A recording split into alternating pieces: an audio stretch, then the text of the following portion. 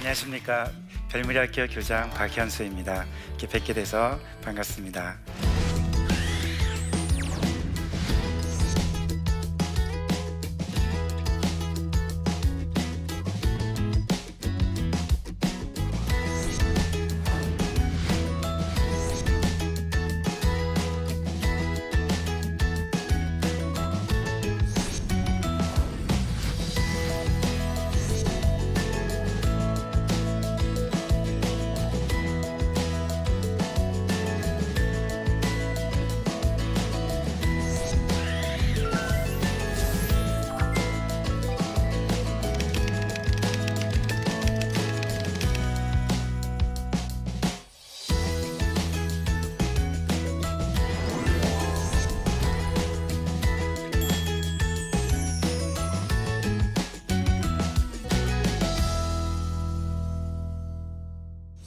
이 강좌를 시작하기 전에 제가 근무하고 있는 학교에 대한 소개를 잠깐 드리고 싶습니다.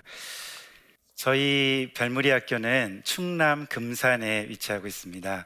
금산은 인삼으로 좀 유명한 고장이죠. 한 번쯤은 왔을 수도 있을 것 같습니다. 그 중에서도 한참 들어간 산골에 한 25,000평의 임야와 5,000평의 대지를 사서 3만 평의 부지에 세워진 학교입니다. 우리 별무리 학교는 특이하게 대안학교입니다. 공립학교는 아니고요. 근데 대안학교인데 이걸 설립하신 분들은 공립학교 교사들이 설립을 했습니다. 기독교사들이 우리나라에 의미 있는 기독교 학교를 만들었으면 좋겠다라는 그런 마음으로 3만 평의 부지를 구입을 했고, 또 수도권에서 근무하시던 공립학교 선생님들이 여기로 오셔가지고 마을을 이루어서 마을과 학교가 함께 공동체를 이루고 있는 그런 학교입니다. 이 마을에는 지금 34가구의 선생님들이 거주하고 계시고요. 대부분은 공립학교에 계시지만 그 중에 일부의 선생님들은 사표를 내시고 이 별무리 학교에 근무하고 계시고요. 선생님들이 이렇게 뜻을 모아서 첫 번째 시작했던 학교가 제 별무리 중학교입니다. 300여 분의 우리 선생님들이 작은 금액부터 시작해서 어떤 분은 퇴직금까지 해서 한 20여 원을 후원을 보내셔서 우리나라 최초로 교사들이 세운 대안학교라고 할 수가 있습니다. 그 다음에 3년 후에 우리 처음에 입학한 아이들이 중학교 1학년 때 입학했는데 그 아이들이 고등학교 진학을 할 때 다시 고등학교가 저렇게 마을에 세워졌습니다. 그래서 현재는 6년이 지났기 때문에 올해 첫 졸업생이 나오는 별무리 학교로서는 아주 의미 있는 시간들을 보내고 있습니다. 그럼 왜 이렇게 공립학교 교사들이 자기들의 모든 것을 헌신하면서, 또 그 중에 많은 분들은, 저도 공립학교 22년 있다 사표를 내고 저 학교에 갔는데, 왜 이렇게 많은 분들이 사표를 내고 거의 봉급도 공립학교에 있을 때 한 50%밖에 못 받으면서까지 저기 가서 저렇게 이런 일을 하고 있을까? 이게 참 아이러니한 일인데요. 그것은 기독교 교육에 대한 갈망 때문에 그렇습니다. 우리 기독교 학교 그러면은 좀 잘 아시는 분도 있지만 이해가 안 되시는 분들도 있을 것 같아서 잠깐만 구분을 해드리면, 공립학교라고 한다면 국가교육과정을 따라가는, 보통 우리가 다니고 있는 학교를 공립학교라고 합니다. 그 중에는 설립 주체에 따라서 사립학교라고 해서 개인이나 법인들이 세운 학교들을 사립학교라고 하거든요. 근데 그 사립학교들 중에 우리가 흔히 기독교 학교라고 부르는 학교들이 있는데, 그 학교들이 엄밀히 말하면 미션 스쿨이라고 구분을 할 수 있습니다. 미션 스쿨은 교회를 다니는 아이든 안 다니는 아이든 그 아이들이 와서 복음을 접할 수 있게 해주는 것을 목적으로 세운 학교. 그래서 교육과정은 국가교육과정을 따라가지만 채플이라든지 또는 성경 공부라든지 이런 게 일부 있어서 아이들이 복음을 들을 수 있는 기회를 주는 학교라고 생각하면 될 것 같습니다. 근데 기독교 학교는 그와 다르게 모든 교육과정 자체가 그 성경적 세계관을 바탕으로 해서 교육과정 자체를 재구성하고 그렇게 이루어집니다. 물론 국가교육과정을 쓰기는 하지만 그것을 철학적인 그 개념 자체를 인본주의가 아닌 국가교육과정이 그 철학이 아닌 기독교적인 세계관을 바탕으로 교육과정을 재구성해서 교육을 하게 되어져요. 그냥 단지 교육과정을 하면서 채플만 있는 게 아니라 교육과정 전체가 다시 재구성해서 가르쳐지기 때문에 기독교 교육이 가능해집니다. 그 사실은 기독교 학교는 그래서 들어오는 친구들은 거의 99% 이상이 대부분이 그래서 믿는 가정의 아이들이 오는 학교라고 생각하면 될 것 같습니다. 그래서 우리나라에서는 기독교 학교를 허가를 안 해줍니다.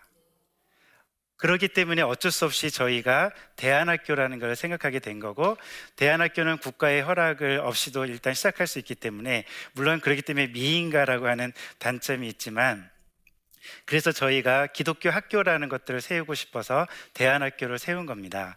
그런 의미에서 별무리 학교는 우리나라 교사들이 세운 최초의 어떤 기독교 학교라고 할 수도 있을 것 같습니다. 저도 공립학교에 있고 저희 집사람도 공립학교 교사인데, 그럼에도 불구하고 이 공립학교 교육에 대한 신화에 대해서 먼저 좀 생각을 해보고 싶습니다. 우리 모든 그 기독교인이든 일반이든 교육은, 공립학교는 중립적이라는 생각을 하고 계세요. 근데 이게 정말 그럴까라고 하는 의문을 제가 한번 던지고 싶습니다.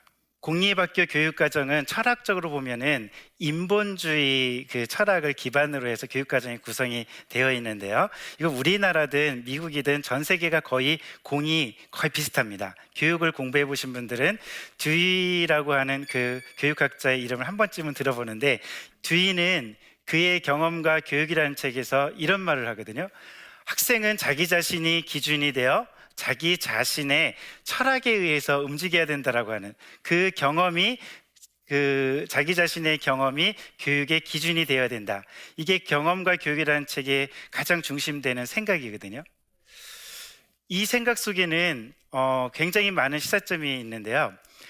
이 시사점 중에 저는 세 가지를 중심으로 생각을 해보고 싶습니다. 그 중에 첫 번째는, 우리가 하고 있는 이 학교의 교육들은 첫 번째 강조하는 게 무엇이냐면 경험을 강조하는 교육을 합니다. 그럼 경험을 강조한다라는 의미가 무엇일까? 이것은 무엇이냐면 자기 자신의 경험이 진리의 절대 기준이라는 거예요. 그렇기 때문에 이걸 경험교육이라고도 하는데, 듀이가 강조하기도 했고 우리 지금 일반 공교육에서도 강조하고 있는 철학적인 그 신념이기도 합니다. 이 말은 무엇이냐면은 초월적인 존재라든지 하나님의 법이나 계시는 우리가 경험할 수 있는 분야가 아니거든요. 영역이 아니에요. 그렇기 때문에 이런 영역은 교육 속으로 들어올 수 없다라고 하는 게 전제입니다. 그렇기 때문에 공립학교에서는 신앙교육을 할 수 없다라고 하는 것들이 자연스럽게 사람들의 마음속에 받아들여진 거고, 실제로 미국이나 이런 나라에서도 공교육 속에서 자연스럽게 신앙교육이 배제될 수가 있었던 겁니다. 두 번째 전제는 자율성을 강조하고 있다는 것이거든요. 자율성은 참 좋은 말이죠. 우리가 흔히 평상시 쓸 때에는 자율성이 있는 사람으로 키워야 돼, 자율적이다, 이거 굉장히 좋은 말입니다. 근데 교육학에서, 이 학교 교육에서 말하는 자율성은 인간의 합리적 이성만이 진리다라고 하는 생각이거든요. 합리적 이성이라는 건 인간이 이성적으로 생각할 수 있는 것들만이 진리라는 생각이잖아요. 그게 교육의 근간이 돼야 된다는 거죠. 당연히 그렇다라고 한다면 합리적 이성으로 납득이 안 되는 것들은 진리가 될 수가 없다는 것이죠. 이 역시도 사실은 출발점은 어디에 있었냐면은 종교로부터의 자유, 말씀으로부터의 자유, 하나님으로부터 해방이 되어야 된다라고 하는 중세시대 때 그런 사상적인 배경을 모더니즘이 갖고 있고, 그 모더니즘이 공교육 속으로 들어온 것이 이 자율성을 강조하는 생각들이거든요. 사실 학교 교육이 시작한 게 역사적으로 한 200년 정도밖에 안 됩니다. 옛날에도 있었던 게 아니거든요. 산업화 시대가 되면서 이런 공립학교 제도가 생긴 것인데, 그 공립학교의 산업 인력을 키운다라고 하는 목적과 더불어서 이런 자율성, 합리적 이성만이 교육에 들어와야 된다라고 하는 이 생각이 철학적 근거를 갖고 있다는 겁니다. 세 번째는 지금 포스트 모더니즘 시대라고 하고 있거든요. 가장 중요한 게 뭐냐면 진리는 상대적이라는 것이죠. 이걸 다 어려운 개념이기 때문에 설명할 수 없지만 저는 쉽게 이걸 이렇게 이야기합니다. 자기가 좋은 것은 선이고 자기에게 나쁜 것은 악이라는 거예요. 그 기준이 자기에게 있다는 거죠. 내가 좋다라고 생각하면 그 진리예요. 내가 진리라고 생각하면 그게 진리라는 거죠. 그러면 나도 진리고 너도 진리일 수가 있다는 겁니다. 그러면 모두가 다 진리라는 거죠. 사실 모두가 진리라는 거는 진리가 없다라는 말하고 똑같은 말입니다. 이 시대의 특징이 그것이거든요. 근데 지금 우리가 하고 있는 교육도 그렇다라는 겁니다. 그러니까 진리가 상대적으로 보기 때문에 어떤 것들을 절대적이라고 말하는 것들이 교육 속으로 들어올 수가 없는 거죠.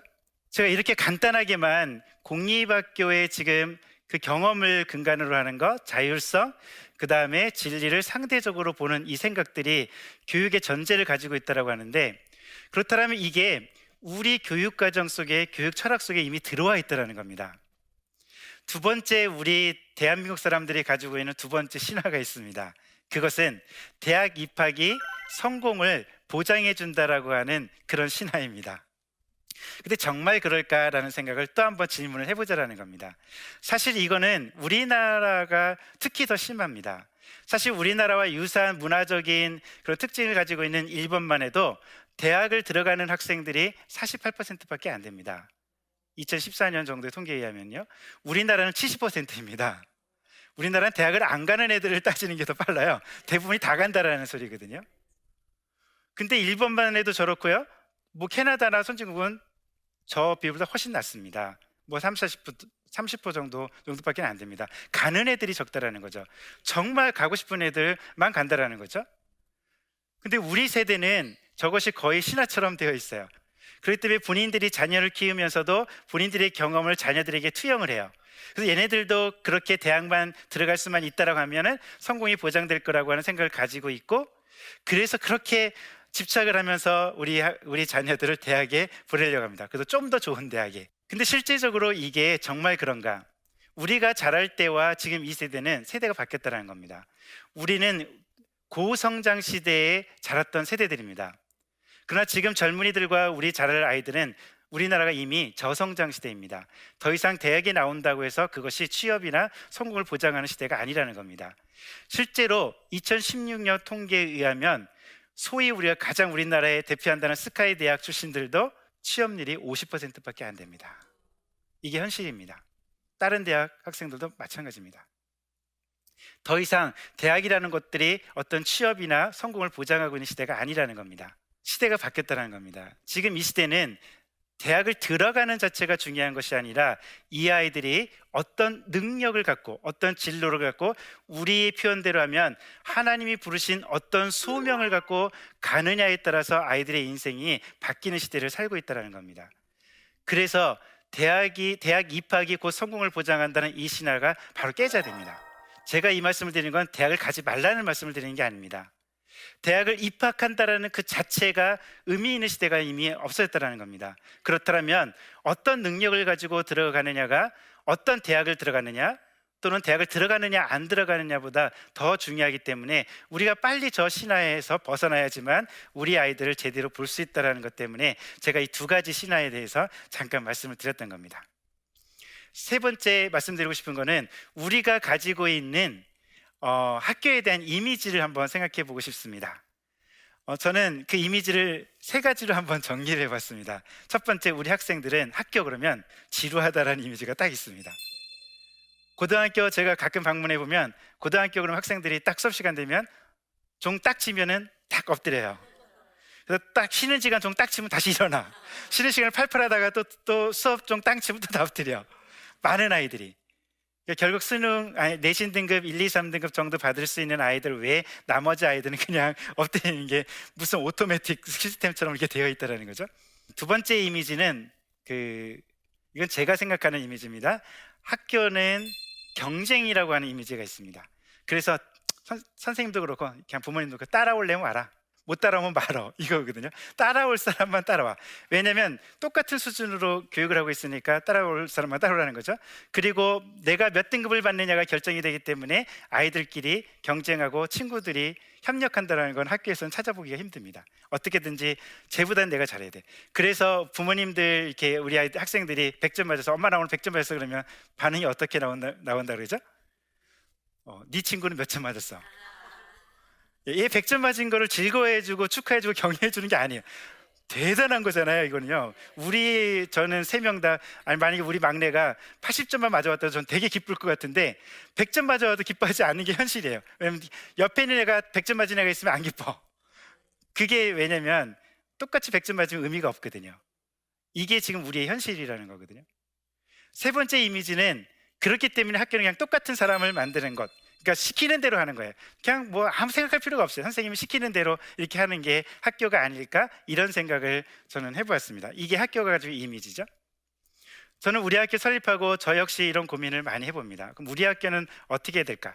도대체 학교라는 게 어떠해야 될까? 이 근본적인 것부터 한번 생각을 해보기 시작했습니다. 그래서 저희 학교가 첫 번째 고민했던 건 뭐냐면 바꾸자. 그렇게 해서 도입했던 게 뭐냐면 4쿼터 학점제라는 걸 도입했습니다. 근데 이 학점제, 우리 학교가 도입한 학점제의 가장 기본은 이겁니다. 교과서에서 벗어나자라는 겁니다. 그래서 우리 학교 선생님들이 부모님 앞에 이렇게 선언을 했습니다. 충격적인 선언을 했는데 우리 학교는 더 이상 가르치지 않겠습니다. 그래서 우리 부모님들이 깜짝 놀라셨어요. 학교가 안 가르치면 뭘 어떻게 하겠다라는 건가? 선생님이 안 가르치겠다고 하니까. 근데 대신 그러면 어떡하냐면 니들이 한번 배우고 싶은 것들을 구상해봐라. 그걸 학점으로 구성을 하는 겁니다. 처음에 이거 하라고 그랬더니 애들이 미치려고 그래요. 근데 이걸 어떻게 해야 되지? 얘네들 뭐 난리도 아니에요. 그냥 내버려뒀습니다. 니들이 한번 해봐. 물론 이제 조금씩 도와가긴 했지만 그때는 아이들이 고민하면서 하나씩 해가기 시작했습니다. 어떤 아이들은 농사하겠다, 어떤 아이들은 뭐 빵을 배우겠다, 어떤 아이들은 물리학을 그 양자 물리학을 해보겠다, 어떤 아이들은 뭐 소설을 한번 해보겠다. 이렇게 자기 나름대로의 관심 분야, 뭐 음악을 하는 친구들 이렇게 관심 분야에서 학점 중에 어떤 친구들은 10학점을 피아노로 음악으로 이렇게 자기 학점을 해서 음악을 공부하는 애가 있는가 하면 나머지 국영수를 줄이고 이런 식으로 자기들이 그런 것들을 형성해가기 시작했습니다. 저희 학교 선생님들이 개설하는 그 과목이 109개, 지난 쿼터에 아이들이 개설한 과목이 140개 정도가 됩니다. 그런 다음에 선생님들이 두 번째 고민한 게 무엇이냐면 그러면 이걸 어떻게 연결시킬까? 외부 전문가들과 연결시키는데 이걸 저희는 멘토링 제도라고 합니다. 학교에 있는 선생님들이 아이들을 다 할 수 없다. 그 생각을 내려놔라. 우리 아이들이 나가고자 하는 그 진로와 분야들이 얼마나 다양한데 우리 학교 선생님들은 국영수, 사과 이런 교과 전문 선생님들인데 이 선생님들이 할 수 있는 건 교과는 잘할 수 있을지 모르겠지만 다른 분야들, 그럼 선생님들이 양자 물리학을 어떻게 가르치겠느냐? 우리가 할 수 없다. 그럼 우리는 대전이 가까이 있으니까 원자력 연구소에 있는 그 박사님과 얘네들 연결시켜라. 그렇게 해서 멘토로 이분들을 연결시키기 시작했습니다. 또 PD로 가고 싶은 사람은 PD 선생님과 연결을 시킵니다. 그럼 이 PD 선생님이 9주 동안 얘를 가르쳐 주십니다. 물론 매주 오지는 못하세요. 그러니까 7주 정도는 온라인으로 실시간으로 해주시고 2주는 오프라인 오셔서 해주세요. 그리고 평가도 다 해주시고 때로는 방송국으로 부르셔가지고 여기 있는 것을 잘 설명하면서 그렇게 가르치시는 겁니다. 이렇게 아이들이 그 멘토의 도움을 받은 전문가들과 이렇게 연결시켜가면서 자기들이 가고 싶은 분야들을 해가면서 교과는 교과대로 이렇게 해가면서 아이들이 자기의 진로를 찾아가는 멘토링을 도입합니다. 이게 학점제의 가장 기본적인 방향입니다. 이렇게 되다 보니 아이들이 자기가 하나님 안에서 어떤 길을 걸어야 될지를 고민해 가면서 그때부터 이제 생각을 하기 시작하는 거예요. 내가 뭘 공부해야 되는 거지? 왜 이거를 공부하려고 하는 걸까? 그래서 국어를 공부하면서 애들이 그냥 교과서를 공부하지 않아요. 물론 교과서에 있는 지식을 공부합니다. 기본적으로 고전 문학도 하고 다 해요. 그렇지만 그냥 교과서에 있는 걸 하는 게 아니라 왜 내가 고전 문학을 공부하는 걸까? 이걸 연관시키면서 아이들이 이제는 외부와 자기 삶과 연결시키기 시작하더라는 거예요. 이 제도를 정착하는 데 있어 저희들이 한 2년 정도 지금 시행을 했는데 너무나 감사한 거는 처음에 이걸 시작할 때마다 우리 부모님들이 굉장히 걱정하셨거든요. 교장 선생님, 안 하면 안 되겠습니까? 저한테 스쳐 와서 이거를 말씀하셨어요. 우리 선생님들도 그렇고요. 제가 그때 우리 선생님들한테 말씀드리고 우리 선생님이 함께 각오한 게 있어요. 선생님, 저를 믿어주신다면 우리 학교 시작할 때도 우리 어차피 다 포기하고 사표 내고 시작한 거 아닙니까? 어차피 우리 뭐 먹을까 하나님이 책임져 주셨는데 이번에도 그렇게 한번 해봅시다. 이게 교육에 가야 될 길이라면 과감하게 우리 그 길을 선택합시다. 그런데 이렇게 선택하면 아마 많은 학생이 떠날지도 모릅니다. 불안해서, 두려워서. 우리 선생님들이 좀 감사하더라고요. 교장 선생님, 저희 감자만 먹고 살 준비돼 있습니다. 합시다. 이렇게 해주셨어요. 그래서 사실은 이 제도를 저희가 도입할 수 있었거든요. 우리 학생들이 교장 선생님 왜 우리를 이렇게 고생시키시나요? 이렇게 하면서 여기에 함께 동참했거든요. 근데 이제 이 애들이 졸업하면서 이런 얘기를 해요. 교장 선생님 너무 감사합니다. 저희들이 그때 그렇게 안 바꿔주셨더라면 전 여전히 교과서만 공부하고 있고 내가 왜 공부하는지도 모르면서 살았을 텐데, 이제 저희는 삶을 이해하면서 이 공부를 하고 있습니다. 이 시작들이 우리 가운데 되는 이 출발점을 가졌다는 게 저는 굉장히 고맙다고 생각하고 있습니다. 정직하고 성실하고 믿음도 좋은데 공부를 못하는 아이는 학부모가 제일 싫어하는 아이랍니다. 더 이상 우리 사회에 이런 아픈 말들이 우리 아이들에게 메시지로 전달되지 않았으면 좋겠습니다.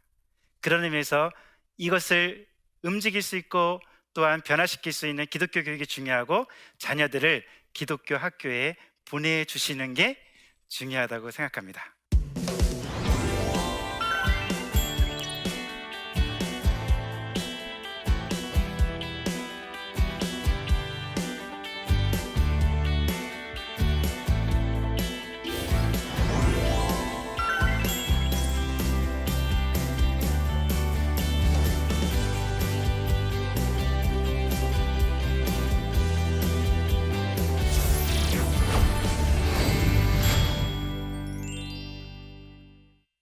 예, 질문해 주신 분이 계셔서 그 질문에 대해서 잠깐 답변을 드리도록 하겠습니다. 음, 요즘 학교마다 왕따, 학교 폭력 문제가 심각한데요. 별무리 학교는 어떤지 궁금합니다. 네, 지금 중학교 중2 거의 뭐 진짜 사춘기 절정을 달리는 질풍노도와 같은 시기를 다니는 지나고 있는 학생들, 뭐 그런 학생들이 저희 학교도 여전히 있기 때문에 저런 문제가 전혀 없지는 않다고 생각합니다. 근데 저희는 그 회복적 생활 교육이라는 걸 합니다. 그게 무엇이냐면은 아이들이 갈등이 있을 때, 저렇게 왕따라든지 폭력이 가기 전에 그것을 해결할 수 있는 의사소통 능력을 키워주는 게 저는 중요하다고 생각합니다. 그 능력을 키워주는 걸 저희 학교에서는 회복적 생활교육이라고 하는데, 아이들이 어떤 갈등 요소가 생기면은 아이들이 서클을 만들어서 자기들이 원하는 걸 그 아이 메시지라고 해서 자기 생각을 말하고 듣고 또 말하고 이러면서 그 갈등들을 해결하는 의사소통 능력을 평상시에 키워갑니다. 이런 능력들이 잘 키워지면은 아이들이 그것을 폭력이라든지 그런 분노를 어떤 폭발적으로 한다든지 이런 식으로 해결해 가는 것이 아니라 자기들이 그 자리를 마련해서 거기서 이렇게 대화를 해가면서 해결을 하게 되어집니다. 근데 우리 아이들이 자기의 감정을 표현하는 능력이라든지 의사소통하는 능력이라든지 이런 게 안 돼 있기 때문에 저런 이제 왕따의 문제라든지 폭력의 문제로 번지게 되어지거든요. 그래서 저는 저거는 예방이 중요하다고 생각합니다. 근데 공립학교에서 그런 시간이 없고 그런 능력을 키워주지 않다 보니까 안타깝게도 저런 문제가 되어지고, 그게 폭력의 문제가 되어지고 자살의 문제까지 이어지는 아픔을 겪는 사례가 많은데, 그런 의미에서 저희는 수년간에 걸쳐서 이런 것들을 제도화시키고 있고요. 앞으로 이런 것들을 제도화시키고 있어서 그래도 감사하게 이런 문제들이 거의 일어나지 않고, 일어난다 하더라도 그렇게 사정적인 회복적 서클을 통해서 해결해가고 있기 때문에 큰 갈등 없이 이렇게 해결해가고 있는 것 같습니다. 두 번째 질문을 한번 보겠습니다. 별무리 학교 교장 선생님으로서 가장 보람 있었던 순간은 언제인가요? 네, 이제 뭐 6년 차 됐는데요. 저희 집사람이 한번 놀린 적이 있습니다. 제가 사표 내고 갔더니 학교가 시작될지 안 될지도 모르면서 사표부터 냈거든요. 그리고 집사람 보고 당신이 좀 먹여 살려라. 그랬더니 집사람이 K 먹여 살리겠다. 그래서 제가 뭐 그걸 믿은 건 아니고요. 굶으면 굶으리라 하고 사표 내고 그냥 어떻게 될지 모르는 상황 속에서, 아까 그 학교 3만 평이 있었다고 했는데 그게 될지 안 될지도 모르고 학교가 지어질지 안 될지 학생이 올지 안 올지 교사가 올지 안 올지 모르면서 사표를 내고 시작했었는데, 그렇게 시작했는데 그리고 터널과 같은 시기도 지났습니다. 왜냐하면 아무것도 보이지 않는 캄캄한 그 시기를 지냈거든요. 그 속에서 어려움도 있었지만 학교가 딱 시작했을 때 정말 학부모들이 오시고 교사들이 자원해서 오기 시작했고, 학교 건축에 아까 말씀드린 것처럼 많은 분들이 후원해서 학교가 저렇게 건축이 되고 그게 순식간에 이루어졌었거든요. 그리고 그 아이들이 6년간 지나면서 아까 말씀드린 것처럼 그렇게 하나님 안에서 한 사람씩 한 사람씩 변해가고, 그 말썽꾸러기들이 지금 생각해보면 중1 때 들어올 때 정말 천방지축이었던 그 아이들이 고3 됐을 때 저렇게 아까 같이 의젓한 소리를 하면서 자기들이 꿈을 찾아가는 그 모습을 볼 때, 그게 제가 느낄 수 있는 가장 큰 보람이었고, 이후로 하나님이 주시는 선물은 저는 그거라고 생각합니다. 아이들을 보면서 우리 아이들이 변해가는 모습, 자기를 찾아가고 하나님 안에서 그 스스로가 자기 정체성과 자존감을 회복해가는 그 모습을 볼 때 저도 그렇고 아마 우리 선생님도 그것 때문에 있는 것 같습니다. 굉장히 힘들고 어렵고 여전히 박봉이지만 그럼에도 여전히 기쁜 거는 아마 그런 우리 아이들, 제자들의 모습을 보면서 기뻐할 수 있었고 그게 저의 가장 큰 보람이라고 생각합니다. 네.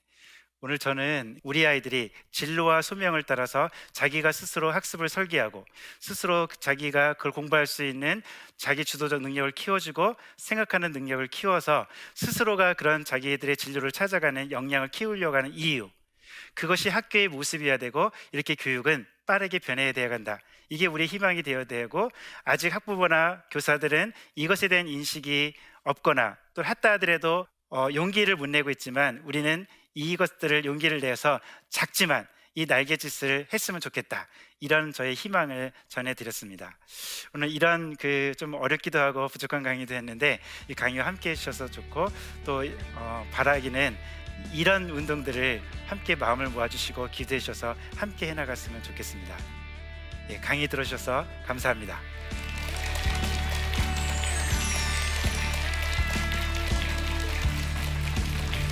우리 아이들의 잠재력은 무궁합니다. 다만 우리가 그것을 펼칠 수 있는 기회를 제한시키는 거예요. 어떤 잣대를 가지고 마음껏 펼쳐갈 수 있는 길들을 열어주지 않으니까 아이들의 그 재능이 묻혀버리는 경우가 많아요. 그러니까 대학교 가서 이게 아닌가비요. 그래서 다시 공부하는 애들이 그렇게 많다라는 거예요. 저는 우리 기독교 교육은 이런 어떤 그 아이들의 꿈을 마음껏 펼쳐갈 수 있는 그런 길이어야 된다고 생각합니다. 선생님들의 이 사랑과 헌신이 아니면 이런 교육은 이루어질 수가 없죠. 그 교육의 출발은 그래서 저는 사랑이라고 생각합니다. 선생님들이 하시는 헌신과 사랑을 보면서 아, 나도 저렇게 가야 되겠구나. 이런 걸 보는 게 기독교 교육의 방향이 되지 않을까 이런 생각을 하고 있습니다. 이 프로그램은 시청자 여러분의 소중한 후원으로 제작됩니다.